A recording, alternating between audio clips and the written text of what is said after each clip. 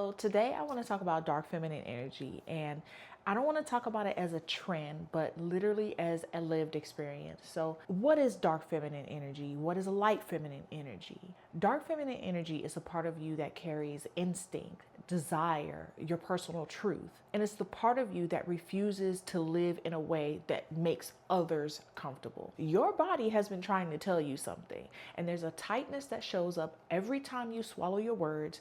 It sits in your shoulders when you agree to something that you really don't want, and it's also in the tired smile you wear while keeping everybody else steady. And that feeling is an invitation to tap into your dark feminine energy. Your dark feminine energy is the part of you that has stopped over explaining and is clear on her boundary. So whereas light feminine energy is the comforting, nurturing, and giving side of you, the dark feminine energy, on the other hand, readily keeps what feels right and releases everything that doesn't. It's also the side of you that trusts her instincts and is deep into her intuition and protects her time like it's the most precious thing in the world. When you allow it space, you know that you're standing inside your own authority. Nobody else will be able to overstep your boundaries ever again. And there's a version of you that learned how to behave, how to soften your voice, how to make space for others, which is absolutely fine. You must always do that, right? But there's also that part of you that only did it to make yourself easier to accept. And a lot of us learn this really early in life. We learn that being agreeable feels safer, that being quiet keeps the peace, and that being good earns approval. Women are often praised for this, right? For their softness, for their nurturing nature, and their ability to hold everything together for everyone else. And while those qualities are beautiful, they are also incomplete when they're the only ones allowed to exist. There's another part of you that never truly agreed to that arrangement. And so that is your dark feminine energy. She wants to take the lead sometimes. She is the part of you where intensity, hunger, curiosity, your sensuality, and sexiness live. You don't have to choose between being gentle and powerful, and you can instead allow yourself to be both. And you have to become integrated with your whole self. And so if you've been feeling disconnected from yourself, you feel like there has to be more to life than this, that's your signal that you need to start allowing the dark feminine side of you to lead more often. And this is something I've watched in my own life and in countless women I've worked with over the years. And so it's time for you to start reclaiming sensuality through your body. And one way to tap into your dark feminine energy is to start leaning more into your sensual nature.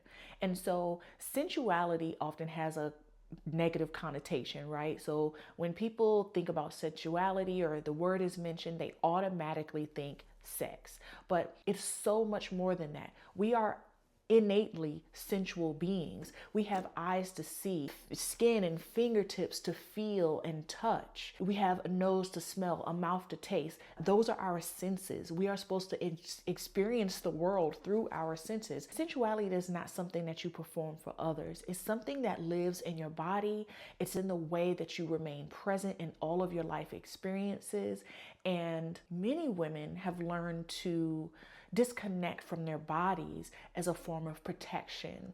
And of course, that protection, they're thinking it keeps them from being shamed or talked about by others. But over time, continuing to hide your sensuality causes you to become numb, and it dulls your life experiences.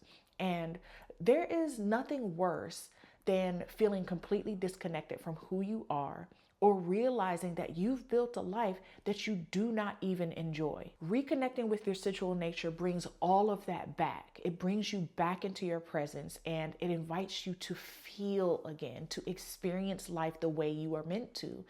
And whether that happens through movement, stillness, or seeing yourself reflected in a new way, the body becomes the doorway back to your confidence. And if this resonates, I'd love to hear from you in the comments. Dark feminine energy is also deeply creative. It sharpens intuition and invites honesty. And when you listen to it, things become clear and alignment becomes a non-negotiable. If things do not align with your ideals, with what you envision, then you're easily able to say, that doesn't work for me. No other explanation needed. This is the type of energy that transforms you because it asks you to stop betraying yourself. This is also why I created Boudoir by Veronica and Sacred Noir, because it was never about photos and yoga alone. It was about creating a space where women could see themselves fully, and it gives them the opportunity to be unfiltered and free and see themselves from a different perspective. And my clients get the opportunity to reconnect with parts of themselves that they had been taught to hide, in many cases had never even seen before. Your dark feminine energy also allows you to start choosing yourself, making no apologies about it. And the world is comfortable with women who stay predictable. When you begin to live more honestly, some people are going to resist that change. And that resistance isn't a sign that you're doing something wrong. It's literally proof that you are no longer abandoning yourself. One of the things that I want to share with you today is when I was creating this sensual affirmations journal, I worked really hard over that year, just brain dumping, trying to get out all my ideas around the subject of being affirmed within my sensuality, with the idea to help other women feel empowered around their sensuality. And so I wrote this down. This is my business journal. This is literally like the treasury for my businesses, where I ideate, I write down everything. And so one of the quotes that I wrote down was, "I embrace my sensuality as a powerful expression of who I am."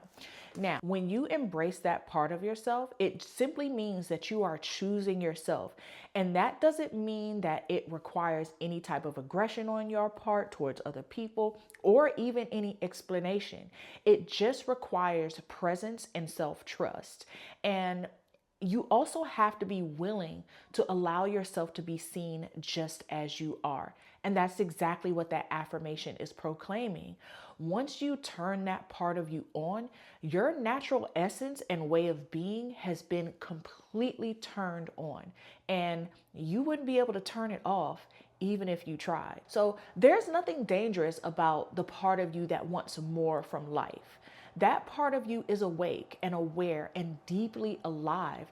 And when you allow her to lead, you stop performing and start inhabiting your own life in a way that's more full. And in my next video, I'm going to share some tips with you so it can serve as a roadmap, a starting point, or even redirect if you've already started the journey but maybe got lost along the way. So I would love to hear your thoughts around all this. Let's get the conversation going. The very next video is going to be uploaded next week, and I guess I'll talk to you soon. So here's to shaping a life that feels as good as it looks. I'll see you in the next one.